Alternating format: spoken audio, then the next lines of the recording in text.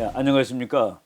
오늘 4월 23일인데요. 촬영하는 시간이 금년 1월 1일부터 지금까지 오늘까지 보니까 113일째더라고요. 그런데 제가 이제 국제정치를 오래 공부하고 그리고 국제정치는 항상 좀 급변하는 그런 일이 많지만은 금년처럼 이렇게 급변이 아니라 격변이라고 말할 수 있는 해도 별로 없었던 것 같습니다.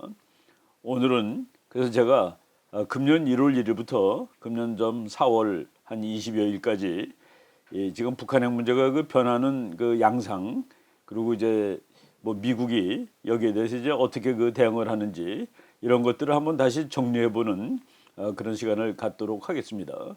그리고 또 지금 미국의 행동이라든가 북한의 행동 또는 우리나라의 소망이랄까요? 이런 것들이 실제 상황하고 좀 다르게 해석되고 있다는 그런 생각이 많이 듭니다.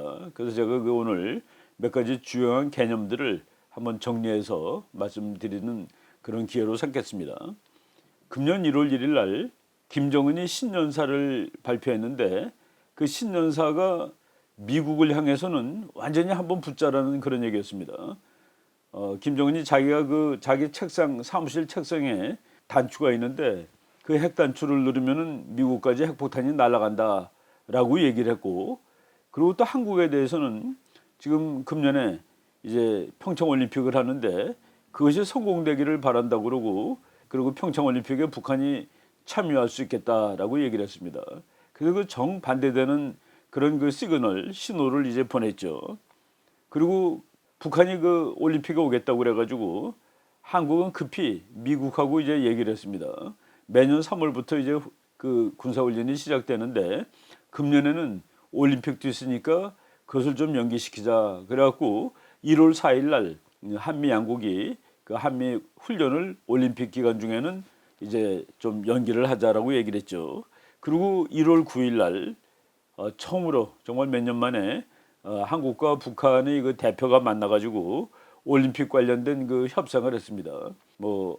어떤 종류의 협상이라도 협상을 시작했다는 것이 이제 상당히 놀라운 중요한 계기가 된 겁니다. 그리고 2월 9일 날 평창 올림픽이 이제 열렸고 2월 10일 날 북한은 김 패밀리, 김씨 가족이 통치하는 나라인데 그 김 패밀리에 김정은의 여동생인 김여정이 와가지고 청와대를 방문을 했습니다. 이것도 상당히 큰 사건이었고요. 그리고 3월 5일 날 이제 한국 특사들이 평양을 갔죠. 5명이 가가지고 거기서 또 결정적인 놀라운 얘기를 들었습니다. 북한이 미국하고도 대화할 수 있고 한국하고도 대화할 수 있고 그리고 선대의 유훈이 바로 비핵화다. 그래서 핵을 없애겠다는 얘기도 했고 그래서 그것도 또 하나의 깜짝 사건이 됐습니다. 그래서 3월 6일 날은 4월 말에 한국과 북한이 정상회담을 하자고 이제 얘기를 했고 그것이 날짜는 그때는 없었지만은 지금은 4월 27일 날 하는 거로 이제 확정이 됐습니다. 바로 이런 얘기를 들은 우리나라 특사들이 이 미국을 가서 트럼프 대통령한테 김정은이 미국하고도 얘기할 수 있다라고 이렇게 얘기를 하니까 트럼프 대통령은 그러면 나도 얘기할 수 있다. 그래서 3월 8일 그날 트럼프 대통령은 5월까지 김정은을 만나겠다라고 얘기를 했습니다. 트럼프 대통령은 김정은하고 대화를 하겠다고 말을 하고 그리고 대화의 준비를 하는데 진용들을 바꾸는 일부터 시작을 하죠. 그래가지고 가장 강성이라고 말할 수 있는 존 볼턴 전 유엔 대사를 국가안보 이제 보좌관으로 임명을 했고 4월 1일부터 이제 근무를 하는 것이죠. 4월 9일부터 근무를 했습니다. 그리고 또 마이크 폼페오라는 중앙정보국장을 미국의 국무장관으로 임명하는 아주 놀라운 조치를 취했습니다. 그러고서 이제 미국과 한국 그리고 미국과 북한 그리고 한국과 북한이 정상회담을 하는 거로 이렇게 준비를 하고 있는 와중에 또 충격적인 사건이 터진 것이 3월 28일입니다. 김정은이 3월 25일부터 3월 28일까지 중국을 극비 방문했다. 그리고 방문했다는 사실이 3월 28일 날 뭐 비디오로 다 공개가 됐습니다. 그래서 또 가서 무엇을 했는지에 대해서 아직도 사실은 뭐 정확히 나오진 않았습니다.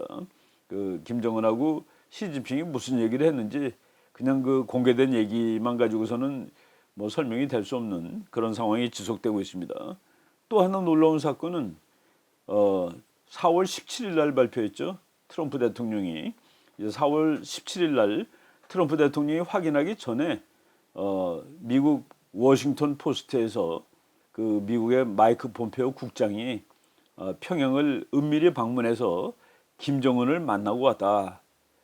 그 날짜는 그 이스터, 그 부활절이죠. 부활절 주말. 그러니까 그 날짜로 치면은 3월 31일이 토요일이고 4월 1일이 부활절인데 바로 3월 31일, 4월 1일 그 무렵에 김정은을 만나고 왔다라고 돼 있고, 그래서 이것도 또 참 그 놀라운 사건입니다. 그러니까 분석하는 사람들 뭐 정신을 다 이렇게 빼놓는 그런 사건들인데, 그러고 나서 4월 20일 날 김정은이 북한은 앞으로 핵실험하지 않는다. 그래서 그 풍계리의 핵시설을 폐쇄하겠다라고 발표를 했고, 그리고 이제 미사일 발사도 하지 않는다라고 발사를 했습니다.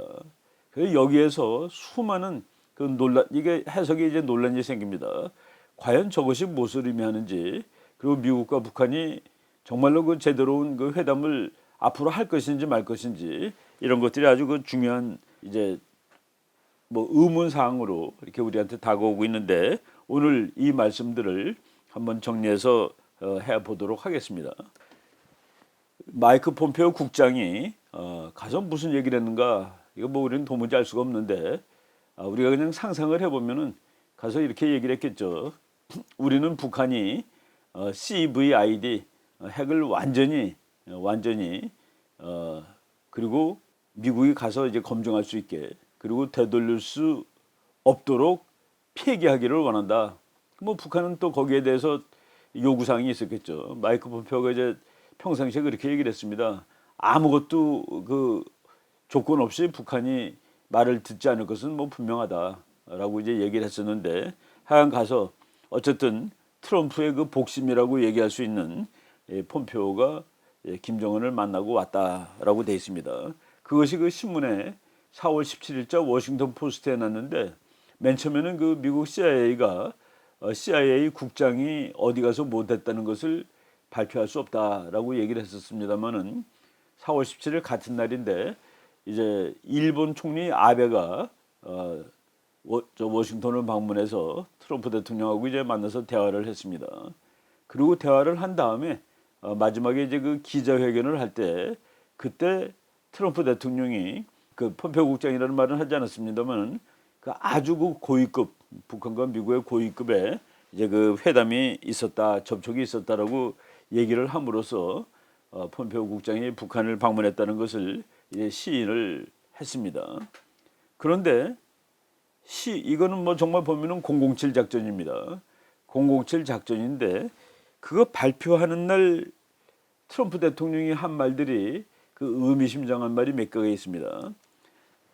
뭐라고 얘기를 했냐면은, 이제 트럼프, 그러니까 김정은하고 미국 사이에 그 아주 고위급 회담이 있었는데, 만약 그 모임이 회담이 성공할 것 같지 않으면은 우리는 그 회담을 갖지 않겠다.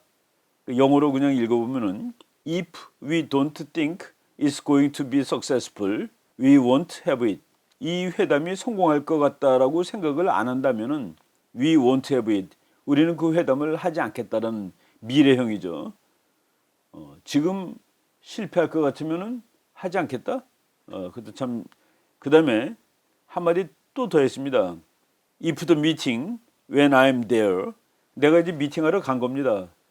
김정은하고 트럼프가 이제 만났는데, 그런데 그것이 is not fruitful. 성공할 것 같지 않으면은 I will respectfully leave the meeting. 나는 그 회담장을 respectfully는 뭡니까? 상대방을 존경하는 마음으로, 이런 뜻인데, 상대방을 존경하는 마음으로 나는 걸어 나와 버리겠다. 이게 뭘까? 제가 그 스파이에 관련된 책들을 뭐 이렇게 뭐 아무래도 국제정책은 또 정보를 공부하니까 이제 뭐 몇 권 읽어본 적이 있었는데, 그 스파이에 관한 책들, 정보에 관한 책, 첩보에 관한 책 그 맨 앞에 이런 말이 나옵니다. 이 책은 실패한 사건들의 기록이다. 그 무슨 얘기냐면은 그 스파이 작전, 첩보 작전이 성공했을 땐 그거는 없는 거 모르는 겁니다. 실패한 것만 알게 되는 것이죠. 그런데 미국의 CIA 국장, 스파이의 제일 높은 사람이 그 미국 CIA 국장인데 그 국장이 북한을 갔다 왔다고 그랬는데 그 대화를 준비하러 갔다 온 곳인데 회담이 성공할 것 같지 않으면 회담장에 아예 가지도 않겠다. 회담장에 갔다가도 뭐가 잘 안 될 경우에 나는 뭐 그 앞에 앉아 있는 사람을 존경하는 마음으로 걸어 나와 버리겠다. 종합하면은 폼페오 국장이 김정은을 만났는데 일이 잘 진행되지 않았다라는 그런 의미입니다. 일이 잘 진행되었으면은 아마 다른 얘기 없이 그리고 이제 일이 잘 진행되고 있다라고 얘기했을 텐데 이런 말을 트럼프가 했다는 것이 무슨 의미인지를 잘 봐야 되겠습니다. 이제 그것을 좀 상세하게 설명하기에 앞서서 지금 트럼프 대통령이 북한 핵 문제를 해결하는데 미국 역대 어느 대통령보다 더 열심히 하고 있습니다. 그런데 우리나라도 그렇고 제가 요 며칠 전에 일본을 갔다 왔는데 일본 사람들도 그렇고 트럼프가 북한 핵 문제를 해결하기 위해서 노력하는 것을 다른 데서 자꾸 이유를 찾더라고요. 그 다른 데서 찾는 그 가장 흔한 이유가 트럼프가 중간 선거를 앞두고 그 선거에 이기기 위해서 저렇게 열심히 노력을 한다라고 얘기를 하는데 이 사람들이 그 미국의 정치에 대해서 정확히 모르고 있다라는 그 생각이 듭니다. 트럼프가 북한 핵 문제를 해결하는 것은 중간 선거하고 별 관계 없다라고 저는 보고 있습니다. 트럼프가 중간 선거에 지면 큰일 난다라고 늘 다 말합니다. 그래서 트럼프가 운명을 걸고 북한 핵 문제를 해결해야 된다라고 얘기하는데 그렇게 말하는 것은 미국의 중간 선거가 뭐를 의미하는지 그 중간 선거의 역사에 대해서 공부를 하지 않은 사람들이 하는 얘기인데 그 말씀 잠깐 드리겠습니다. 미국의 중간 선거하고 트럼프의 대북 행동은 그렇게 직접적으로 연계되는 것이 아니다라고 저는 보고 있습니다. 미국의 중간 선거라는 것은 이제 언제 하는 선거를 중간 선거라고 얘기를 하냐면은 대통령이 이제 4년마다 한 번씩 선거를 하죠. 대통령이 당선되고서 2년째 있는 선거를 중간 선거라고 얘기를 합니다. 그러니까 중간 선거는 4년마다 한 번씩 있는 셈이 되겠죠. 예를 들어서 2016년에 트럼프가 당선됐는데 16년 말에 2018년 말에 이제 선거를 치르는데 딱 2년 만이죠. 그거를 중간 선거라고 그럽니다. 그리고 중간 선거는 뭐 그 성질상 현직 대통령을 평가하는 심판하는 그런 계기도 됩니다. 그래서 그 4년 만에 한 번씩 그리고 트럼프가 만약 2020년에 대통령이 당선되면은 2022년에 하는 선거가 이제 또 중간 선거가 되겠죠. 그래서 중간 선거를 한 번 치른 대통령도 있고 두 번 치른 대통령도 있습니다. 두 번 당선되면 두 번 치르는 것이죠. 그런데 이렇게 선거가 2년마다 있는 이유는 미국의 하원의원이 435명인데 하원의원은 임기가 2년입니다. 그래서 2년마다 하원의원 전원을 다 새로 뽑죠. 그리고 상원의원이 100명인데 상원의원은 임기가 6년입니다. 근데 6년인데 상원의원은 그 100명이 전부 같은 날 시작하고 같은 날 끝나는 게 아닙니다. 어떤 사람은 이제 예를 들어서 금년 2018년 11월에 처음 당선되는 사람도 있고 그래서 2년, 4년, 6년 해가지고 상원의원이 3분의 1씩 2년마다 바뀝니다. 그러니까 33명, 33명, 34명 이런 식으로 그래서 그 상원의원들이 100명 중에서 임기가 금년에 끝나는 사람도 있고 2년 후에 끝나는 사람이 있고 4년 후, 6년 후 이렇게 그 다 달라요. 그래서 그 상원의원 3분의 1, 하원의원 전원을 이제 매년 2년마다 이제 선거를 하는 것이죠. 그런데 미국이 1910년서부터 2014년까지 그러니까 이제 금년이 2018년인데 이번 중간 선거는 이제 앞으로 몇 달 있다 합니다. 2014년까지 중간 선거가 총 27번 있었습니다.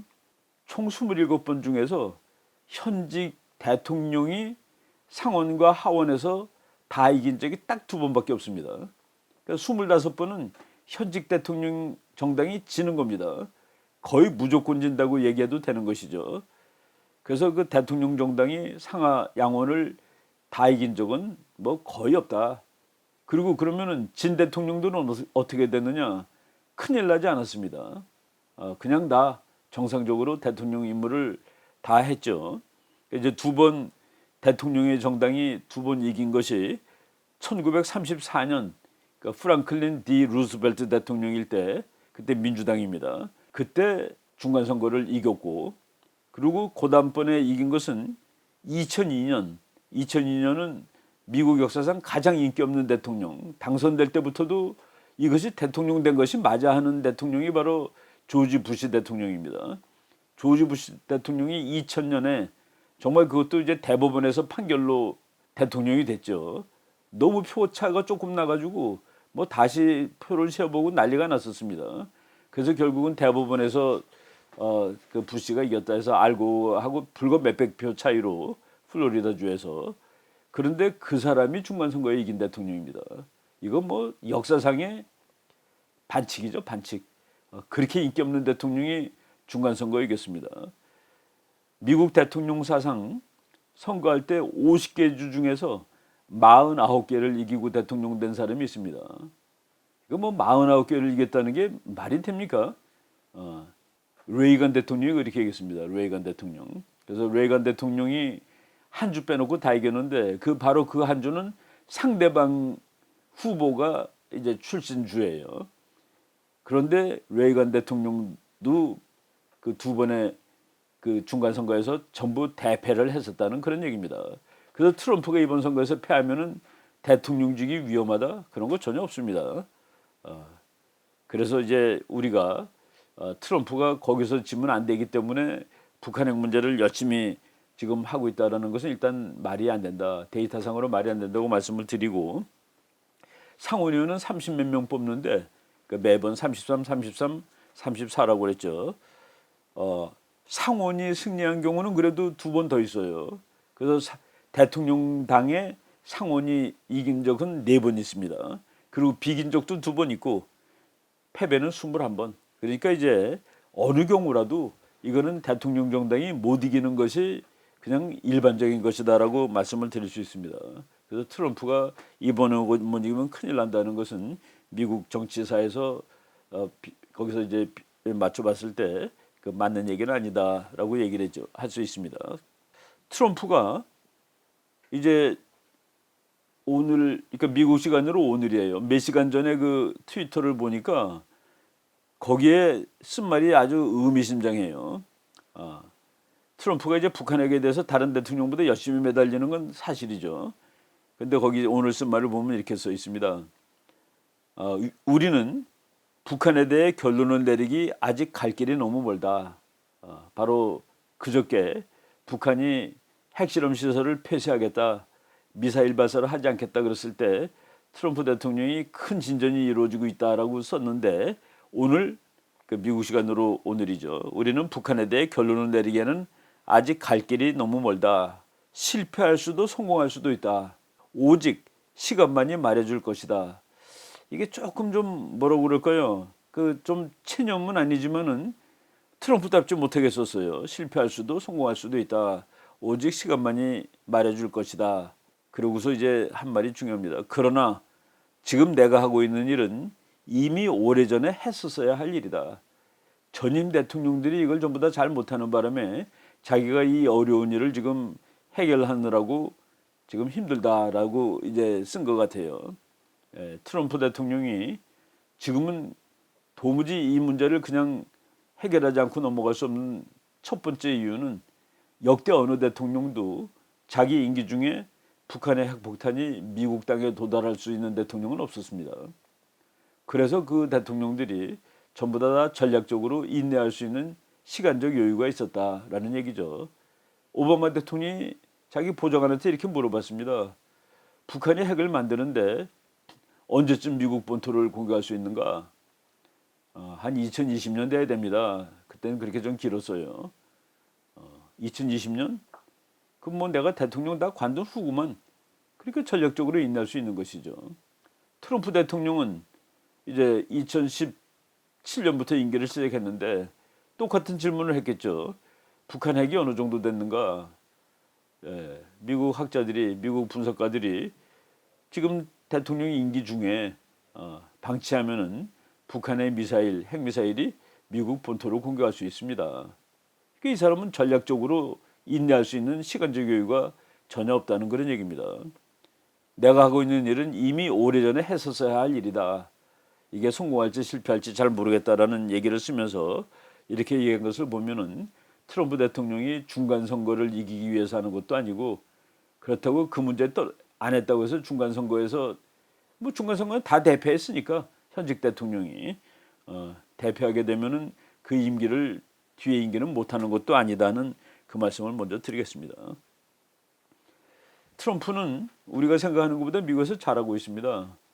트럼프 대통령의 그 지지율이 처음으로 50%를 넘었습니다. 라스무센 리포트라는 그런 여론조사도 하고 그 이제 뭐 인터넷 신문 이런 것이죠. 여기서 그 조사를 했는데 트럼프 대통령이 잘하고 있다. 그 어프루벌 레이트라고 그러죠. 그 사람이 이 정도 하면 되는 거야 하는 그 이 지지율이 51%에 올랐다. 그런데 지금 미국의 주류 방송을 보면은 뭐 30몇 %대로 나옵니다.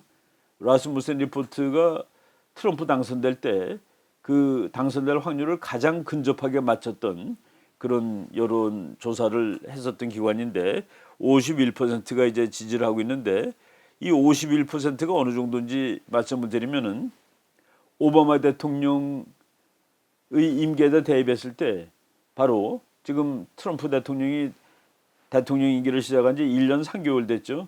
오바마가 1년 3개월 됐을 때보다 트럼프 지지율이 더 높다라는 것이 지금 현실입니다. 우리나라 대부분 국민들 또는 미국 주류 언론들이 지금 뭐 트럼프가 너무나도 못한다라고 얘기를 하고 있는데 잘한다던 오바마보다 같은 시점에서 지지율이 더 높다는 그것도 뭐 말할 수, 뭐 이건 데이터로 나오는 거니까 우리가 이런 그 현실에 대해서 좀 잘 알아야 되겠다라고 말씀을 먼저 드립니다. 트럼프 대통령이 그 푸틴한테 한마디 세게 얘기를 했습니다. 푸틴은 바로 시리아의 그 정부를 도와주는데 최근에도 그 시리아 정부군이 화학탄으로 공격을 해가지고 뭐 시리아 국민들이 이제 많이 죽었죠. 거기에 대해서 트럼프가 이 푸틴한테 그 트윗을 날렸습니다. 거기 뭐라고 썼냐면은 당신은 말이지 가스로 사람을 죽이는 동물 같은 놈과 잘 지내면 되겠는가? 가스 킬링 애니멀이라고 그랬습니다. 그 대통령을 아사드를 가스 킬링 애니멀, 가스 가지고 사람을 죽는 동물과 같은 놈하고 잘 지낼 수는 없는 일이다라고 그 트위터에다가 얘기를 했고 그 트럼프 대통령은 지금 생각보다 당당하게 일을 진행하고 있는데 그런데 왜 계속 실패의 가능성을 언급하고 있을까라는 것이 조금 의문입니다. 그리고 이제 이것도 오늘 거예요. 오늘 그 트럼프 트윗을 보니까 차크 토드라는 NBC의 그 이 기자가 있습니다. 근데 그 사람은 아주 분노하는 마음으로 이제 욕을 해놨습니다. 오늘 NBC 방송에 차크 토드라는 자가 슬리피 아이스 졸리는 눈을 반쯤 감고서 자기가 북한한테 대해서 지금 트럼프 정부가 다 양보하고 있다. 북한은 하나도 양보하고 있지 않은데 라고 가짜 방송을 내보냈다. 그 졸리는 눈을 한 척크 토드가 NBC에 지금 미국이 모든 것을 양보하고 북한은 하나도 양보하고 있다라고 얘기하고 있는데 그게 전혀 아니라는 식으로 우리는 이거 아무것도 포기한 것이 없다. 그런데 북한은 핵 없애겠다고 얘기를 했고 그리고 핵실험 시설을 클로즈하겠다고 얘기를 했고 막겠다고 얘기했고 테스트도 안 하게 얘기했다. 내가 지금 뭐를 지금 잘못하고 있는 거냐 하는 식으로 슬리피 아이스 척타드 오브 페이크 뉴스 MBC라고 썼습니다. 가짜 방송인 MBC 방송에 졸리는 모습을 한 척크 토드라는 자가 거짓말을 하였다라는 이 식으로 아주 그 분노를 표현하고 있습니다. 그러면서 또 오늘 그냥 뭐 트럼프가 많이 썼어요. 북한과 협상 근처에도 가보지 못한 자들이 지금 나에게 어떻게 협상해야 하는가를 말해주기 위해서 야단들이다. 웃기는 일이구만 이렇게 썼습니다. 영어로 그냥 읽어보면은 funny 웃긴다. How all the pundit that couldn't come close to making a deal on North Korea. 그러니까 북한하고 뭐 딜할 근처에도 못 가본 것들이 are now all over the place telling me how to make a deal. 나한테 어떻게 협상을 하는지 말해주느라고 시끄러워. 정신이 없어. 이 사람 지금 뭐 막 이리 받고 저리 받는데 잘 보십시오. 트럼프가 그 지금 그 북한한테 요구한 거 이거를 저는 받아내리라고 봅니다. 받아내리라고 보는데 지금 우리가 지금 한국에서 평화협정, 종전선언 뭐 이런 얘기들이 막 나오죠. 그런데 재미있는 거는 그러니까 우리가 그 북한하고 종전선언을 하겠다고 그러니까 트럼프 대통령이 이것도 영어로 해석이 안 되는 말을 했습니다. They do have my blessing to discuss the end of the war. They라는 것은 남한하고 북한이죠. 남한하고 북한은 나의 blessing, 축복을 받게 될 거야. To discuss the end of the war. 한국 전쟁의 종전을 논하는데 나의 축복을 받게 될 거야. 제가 이게 해석이 안 돼가지고 뭐 이거 아주 여기 모른다는 거 하나도 없는데 해석이 안 되더라고요. They do have my blessing to discuss the end of the war. 그들은 전쟁의 종전을 토론하는데 나의 축복을 받게 될 거야 라는 뜻인지 그들은 나의 축복을 받았기 때문에 종전 협정을 할 수 있게 된 거야 라는 뜻인지 그래서 내가 그 아주 영어를 뭐 탁월하게 잘하는 그 홍지수라는 분한테 이것 좀 해석해 달라고 보냈더니 이게 너무나 그 헷갈리는 얘기라고 그러면서 자기 미국 친구한테 이걸 해석해 달라고 부탁을 했는데 그냥 외교적인 용어이기 때문에 별 뜻이 없다라고 그 문장을 보내왔습니다. 외교적인 용어고, 그래서 제가 그 일부러 애매모호한 말을 썼구나 하는 그러니까 내가 블레스를 해줘서 너희들이 이런 얘기를 할 수 있는 거야 라는 뜻도 되고 너희들이 그런 얘기를 하게 되면 내가 블레스 해줄 거야 라는 뜻도 되고 뭐 그냥 아주 애매모호합니다. 우리가 대학교 때 이제 외교론이라는 과목을 듣는데 교수님이 외교론 첫날 이 글을 꼭 외우라라고 그러면서 영어를 한마디 써줬는데 영어 한번 읽어드리겠습니다. An ambassador is an honest man who sent abroad to tell a lie for the good of his country. 대사란 자기 나라의 이익을 위해서 거짓말을 하라고 외국에 파견된 정직한 사람이다. 대사는 honest man이에요. 근데 그 사람이 외국에 파견됐는데 파견된 이유는 자기 나라를 위해서 거짓말을 하라고. 그렇죠? 거짓말을 하라고. 그 지금 트럼프가 하는 말 한마디 한마디에 우리한테 아전인수를 해석합니다. 야, 우리가 종전 선언을 하는데 트럼프가 좋아한대. 그 잘해보라고 했대. 그거 그렇게 해석하면은 조금 곤란하다는 그런 얘기입니다. 그런데 종전선언이 뭡니까? 한국 전쟁이 지금 휴전이죠. 근데 이제 휴전이 아니라 전쟁이 끝난 거라고 선언하겠다는 겁니다. 그러면은 무슨 일이 벌어지나요? 종전 선언을 하게 되면 지금보다 상황이 좋아지나요? 우리가 여기서 조금 헷갈리고 있습니다. 그러니까 어떤 그 텔레비에 해설하는 분이 나와서 종전 선언 가지고는 안 되고 평화 협정을 맺어야지 된다. 그래야지 뭐 평화 협정을 맺어야지 제대로 된 평화가 온다고 그랬는데 평화 협정이라든가 종전 선언은 현상을 반영하는 것일 때만 의미가 있는 겁니다. 실제적인 국제 정치 현상을 반영하는 것일 때 그때 의미가 있지.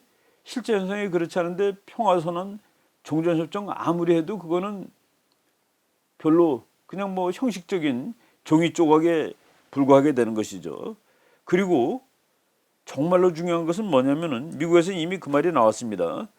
어떤 평화 조약이라도 어떤 평화조약이라도 미국과 북한 사이에 이루어져야만 할 일이다라고 나왔습니다. 그럼 북한도 똑같이 생각하겠죠.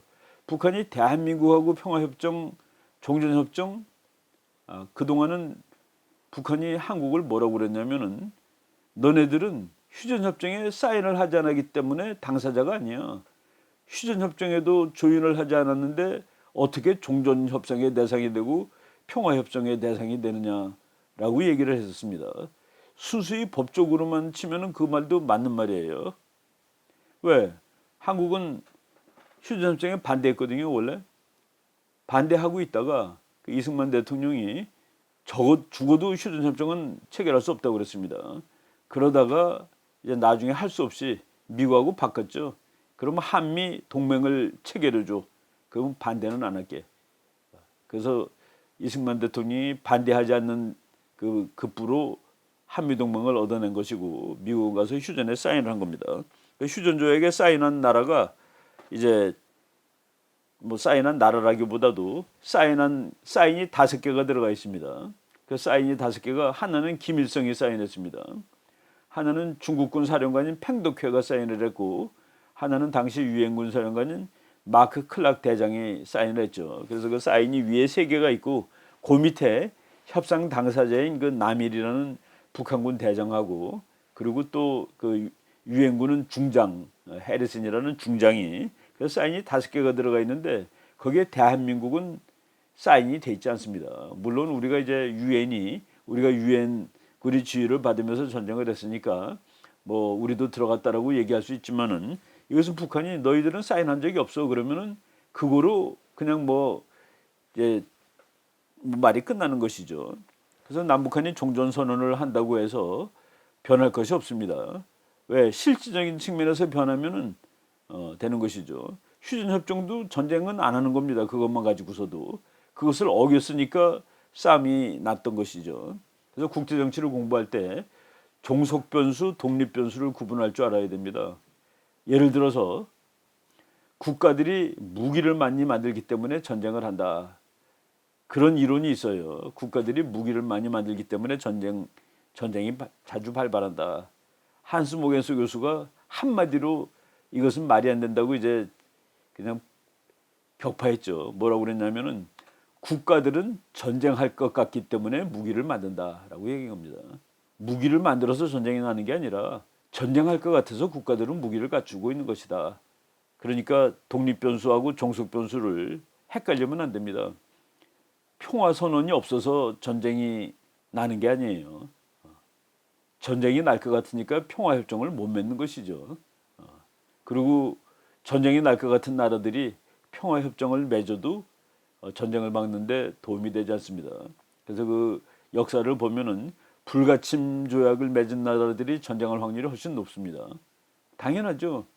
전쟁 안 할 나라가 불가침 협정을 왜 맺겠습니까? 전쟁하지 않을 나라는 불가침 조약을 맺을 이유도 없죠. 그래서 불가침 조약을 맺은 나라들이 오히려 그래서 이런 이 협정이라든가 뭐 종전 선언 이런 데 그 매달릴 필요가 저는 없다라고 얘기를 합니다. 근데 지금은 보니까 뭐 온갖 논리가 다 거기에 있어요. 평화협정을 맺으면 어떻게 되고 종전협정을 맺으면 어떻게 되고 그리고 또 그런 말도 있습니다. 남북한이 평화협정을 맺으면은 주한미군이 철수할 거냐 말 거냐.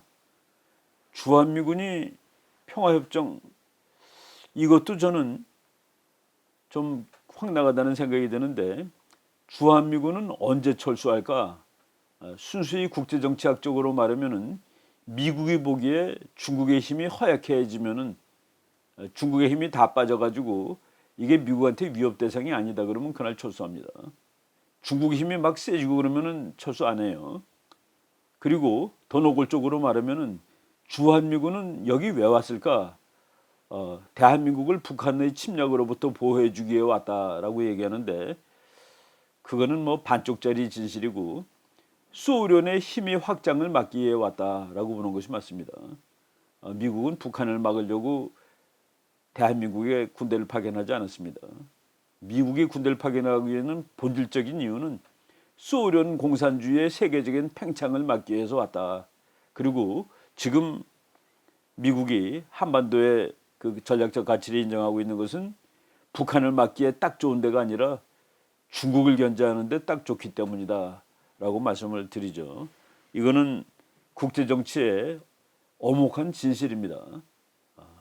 미국이 그 군사력을 가지고서 어느 나라를 지원해 줄 때 그것은 미국의 세계 대전략, 즉 미국의 패권을 유지하기 위해서지 어떤 뭐 조그만 나라 이런 건 아니죠. 그래서 북한이 핵이 없어진다고 미국이 간다? 북한 핵이 없을 때 온 미군입니다. 북한 핵이 전혀 없을 때 그때 미군이 주둔하러 왔죠. 그래서 그거는 논리적으로도 이제 잘 맞지 않는다라고 얘기하는 겁니다. 제가 그 말은 뭐 제 얘기라기보다도 그 미국의 존 묘셰유머라는 그 대단한 학자가 이제 쓴 글입니다. 제가 그 저분 책을 번역을 하면서 이제 한국 독자들한테 서문을 하나 써보내달라고 부탁을 했었는데 그 서문에 나오는 얘기입니다. 뭐라고 이 미요시에모 교수가 얘기를 했냐면은 만약 중국의 고도 성장이 정지되고 중국이 아시아를 지배할 가능성이 없게 될 경우 미국은 아마도 아시아에 주둔하고 있는 미군 대부분을 본국으로 철수시키게 될 것입니다. 무슨 얘기입니까? 지금 한반도에 미군이 주둔하는 것은 중국을 견제하기 위해서다는 그런 얘기입니다. 거꾸로 올라가 보면은 60년 전에 우리가 한국의 군대를 파견한 것은 소련 공산주의의 세계적 확산을 막기 위해서였지라고 얘기하는 겁니다. 그렇기 때문에 중국이 아시아를 지배할 의도를 품을 정도로 막강해지지 않는다면 미국은 이 지역으로부터 철수할 것이고 한국에 대한 안보 제공을 중지할 가능성이 있습니다. 중국이 더 이상 커지지 않고 중국이 아시아를 다 점령하더라도 미국한테 상대할 힘이 안 된다고 그러면은 그럼 미국은 아시아에서 떠난다는 얘기입니다. 이 사람이 그 뒤에 그런 말도 했어요. 그렇지만 즉 미국이 보기에 중국이 약한 나라로 보여서 미국은 아시아에서 손을 그때는 띄는데 그렇지만 그 중국이 한국한테는 약한 나라냐 무서운 나라 아니겠는가 그래서 쓴 겁니다. 그러나 한국은 지속적으로 위험한 이웃들 사이에 살아가야 할 것이며 국가의 생존에 대해 염려해야 할 것입니다. 미국의 해구산이 없어질 경우 한국은 스스로 핵무장을 해야 하느냐에 대해서도 생각해 보아야 할 것입니다. 그렇죠? 지금 미국이 아시아, 저 사람은 재작년에 나온 그 포린 어페어스라는 잡지에서 독일에 있는 미군은 빼라라고 권유를 했습니다. 미국 정부에 대해서. 독일에 있는 미군을 빼도 되는 이유는 소련이 유럽을 점령할 만큼 힘이, 지금 소련이 아니라 러시아가 됐죠. 러시아는 유럽을 점령할 만큼 힘이 없고, 그리고 그러니까 독일은 소련의 러시아의 위협을 지킬 수 있습니다. 그리고 독일은 유럽을 장악할 만큼 강하지 않고, 그래서 미국은 독일 본토에 미국 군사력을 주둔시키면서 있을 필요가 이제 없다라는 그런 얘기를 한 겁니다. 아시아의 경우는 조금 더 두고 보자라고 써 있었습니다. 폼페오 국장이 북한을 갔다 온 후에 이제 조금 좀 이렇게 이 희망이 아니라 실망일 수 있는 그런 얘기들이 이제 나왔다고 얘기를 아까 했습니다. 나는 김정은과의 회담이 성공적이기를 희망한다. 아마도 성공적일 수도 있고 그렇지 않을 수도 있을 것이다. 어떻게 될지 알 수 없다. 갑자기 어떻게 될지 알 수 없다. 성공적이도 그렇지 않을 수도 있다. 그러나 나는 저들이 우리를 존중하고 우리도 저들을 존중하고 있다고 말할 수 있으며 무슨 일이 일어날지를 두고 볼 것이다. 아베하고 같이 서서 한 말입니다. 아베 수상하고 정상회담을 마친 후에 기자들 앞에서 한 말입니다. 아베 수상이 트럼프를 만나가지고 이제 북한 핵을 폐기하는 회담인데 일본 납치자 문제도 해결해 주십시오라고 부탁을 했습니다. 그런데 일본 신문에는 트럼프가 적극적으로 그 문제 해결에 나서 주겠다라고 얘기한 거로 되어 있습니다. 같은 날입니다. 4월 17일. 그날 미국의 공군 중장 사무엘 그리브스 장군이라는 사람이 북한은 미사일 추가 시험할 것이 거의 확실하다. 미국을 위협할 핵미사일 개발에 전념을 할 것이다라고 발표를 했습니다. 이 사람이 그 직책이 미국 미사일 방어총장입니다. 미국 미사일 방어총장이 북한은 반드시 미사일 실험을 하고 이게 이제 무지하게 속도가 빠른 미사일을 지금 만드는 모양이에요. 그 영어로는 하이퍼소닉 웨폰이라고 돼 있습니다. 그래서 그 이란과 북한이 하이퍼소닉, 그러니까 속도가 엄청나게 빠른 미사일을 가지려 할 것이다. 바로 이제 미국의 중앙정부 국장이 북한 김정은을 방문하고 왔다는 사실을 이제 막 공개할 무렵에 막 나오는 그런 뉴스들입니다.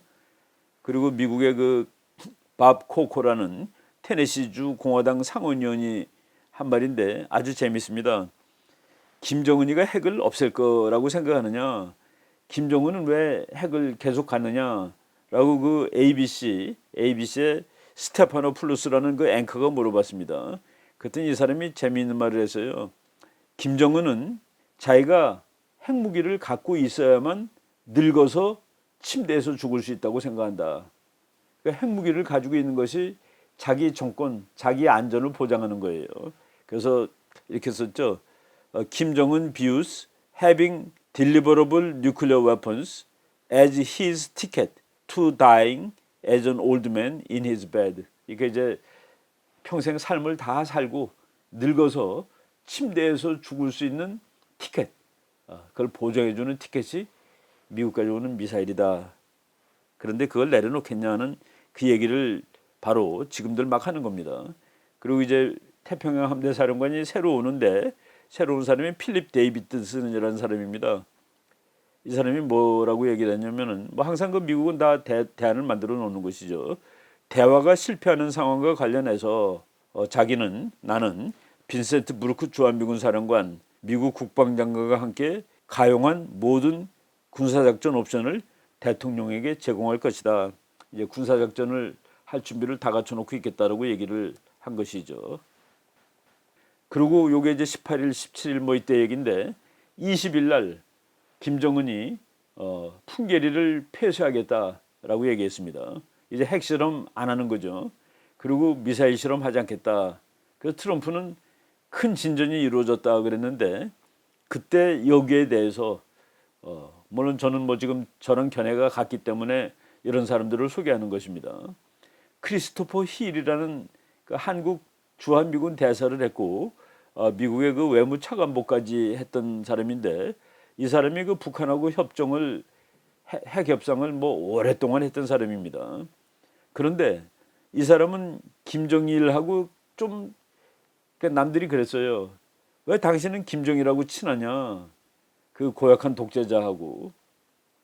이 사람은 그래도 협상을 하려면 그런 사람들하고 나 친해야 되지 않겠느냐고 얘기를 해서 이 사람 별명이 김정힐입니다. 크리스토퍼 힐이라는 그 힐을 그냥 붙이고 앞에 김정을 붙여서 김정힐이라고 얘기했는데 이 사람이 뭐라고 인터뷰를 했냐면은 노후화된 풍계리 실험장 폐기해봤자 의미가 없어.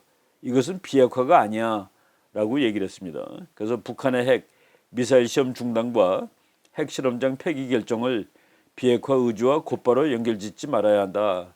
핵무기를 완성해서 실험에 나설 필요가 없다는 건 정치적 결심이 아니라 기술적 선언일 뿐이다. 그러니까 지금 다 만들었기 때문에 더 이상 실험할 필요가 없어라는 그런 의미로 봐야 된다는 얘기입니다. 그래서 그 핵 폭발 시설을, 그러니까 핵실험장을 폐기했다는 거, 그게 무슨 큰 힘인데 라는 식으로 얘기를 한 것이죠. 뭐 일본 신문들은 전부 그렇게 다 나왔습니다. 이거는 뭐 절대로 북한이 CVID 하겠다는 얘기는 한마디도 없다라는 얘기를 했고, 그리고 산케이 신문에는 이런 말이 나왔습니다. 북한이 한 말은 핵 보유 선언이나 마찬가지다. 지금 우리는 핵을 확실히 다 갖게 됐고 더 이상 실험도 안 해도 될 정도로 다 완전한 그 핵시설을 갖추고 있다고 한 그런 말이다라고 이제 얘기를 했죠. 재미있는 거는 온건파기 때문에 대한민국 대사로 내정됐다가 그것이 이제 파기됐던 그 빅터 차 교수입니다. 빅터 차 교수가 이번에 북한이 4월 20일 날 한 말은 책임 있는 핵 보유국의 모든 측면을 보여주고 있다. 나는 책임 있는 핵 보유국이 되겠다고 얘기한 것이지 핵을 폐기하겠다고 얘기한 것이 아닙니다. 그래서 그 빅터처 교수가 핵미사일 시험 중단 및 풍계리 핵실험장 폐기 선언에 대해 이건 비핵화 선언하고는 거리가 멀다. 오히려 나는 책임 있는 핵 보유국이 되겠다라고 얘기한 것이고, 그래서 이는 비핵화 선언이 아니며 북한이 책임 있는 핵무기 보유국이 될 것이라는, 즉 핵보유 선언이다라고 규정을 했습니다. 저는 여기에 대해서 뭐 이제 지지하는 편이죠. 우리나라 대통령이 이렇게 말씀하셨습니다. 김정은이가 자기가 핵을 다 이렇게 앞으로 없앨 건데, 그런데 미군이 나가는 거를 요구하지 않겠다. 주한미군에 대해서 얘기하지 않겠다. 그 김정은이 미군 철수를 더 이상 요구하지 않기로 했다라고 나왔는데, 월스트리트 저널에서 요거를 보도를 했습니다.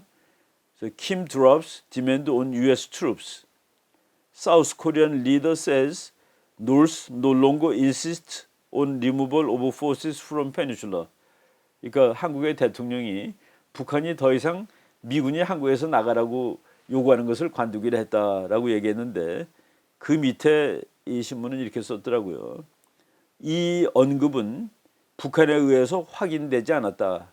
북한이 그렇다라고 확인을 해주지 않았고, 그리고 미국은 여기에 대해서 아무런 반응도 보이지 않았다.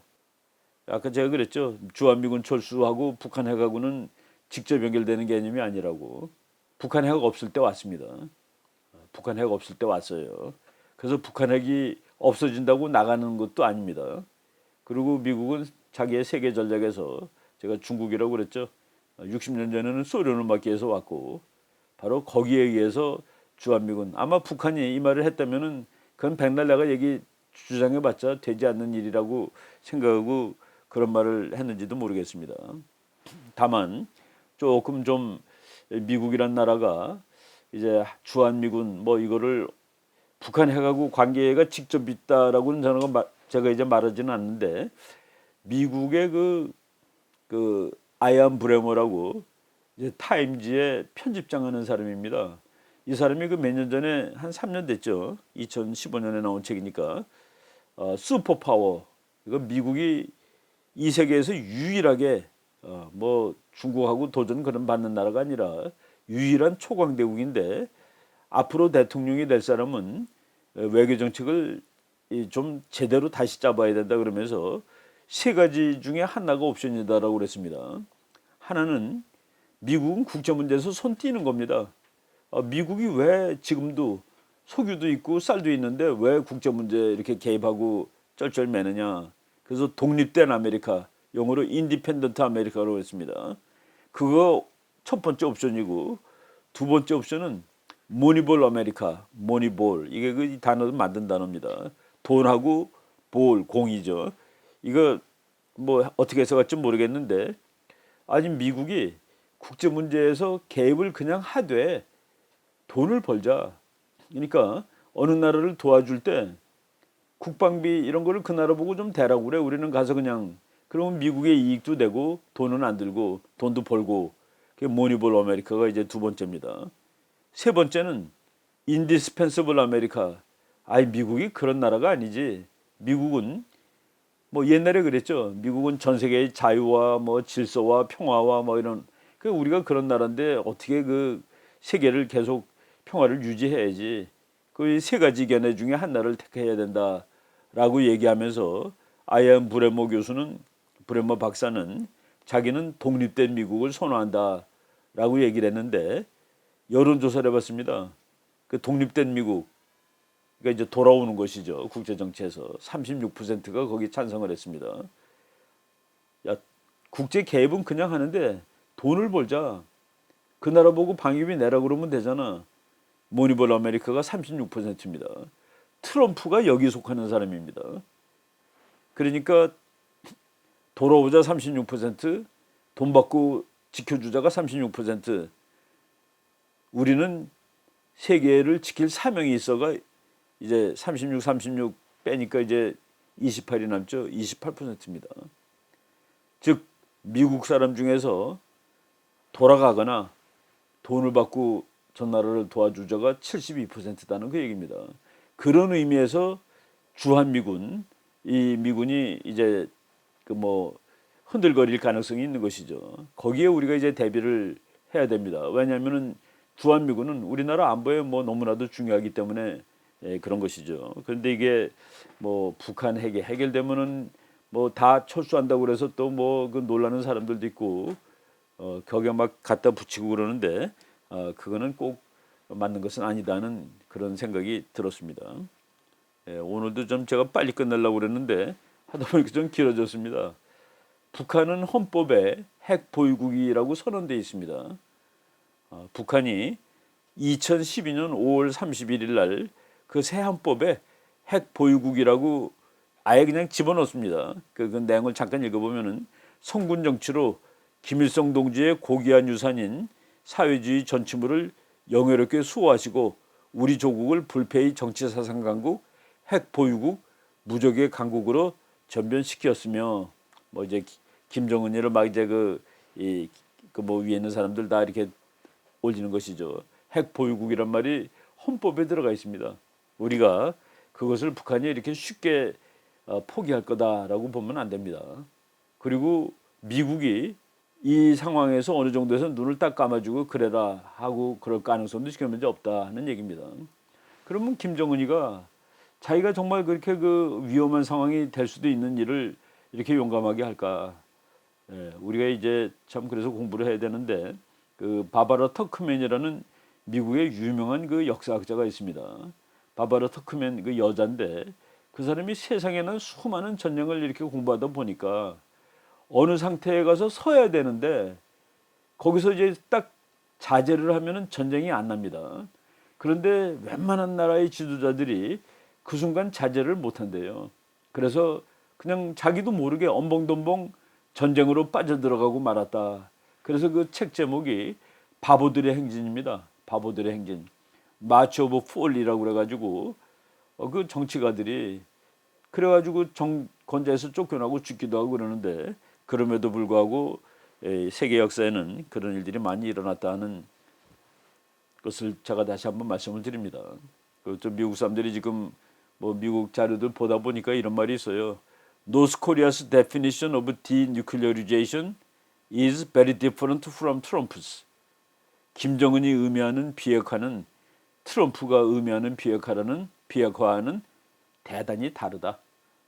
이것도 우리가 지금 이 북한 문제를 설명하는데 반드시 염두에 둬야 될 그런 말이라고 생각을 합니다. 오늘 그 지금 북한이 뭐 금년 1월 1일부터 뭐 그냥 막 정신이 없이 이 상황이 전개되는데 이제 뭐 며칠 있다가는 그 남북 뭐 대화가 있을 거고 정상회담이 있을 거고 지금까지 일어난 일을 한번 제가 그 정리를 해드렸고 그리고 해석하는데 국제정치학적으로 이렇게 봐야 맞다라는 제 생각을 오늘 좀 몇 가지 말씀을 드렸습니다. 오늘 거는 여기 정도로 하겠습니다. 네, 고맙습니다.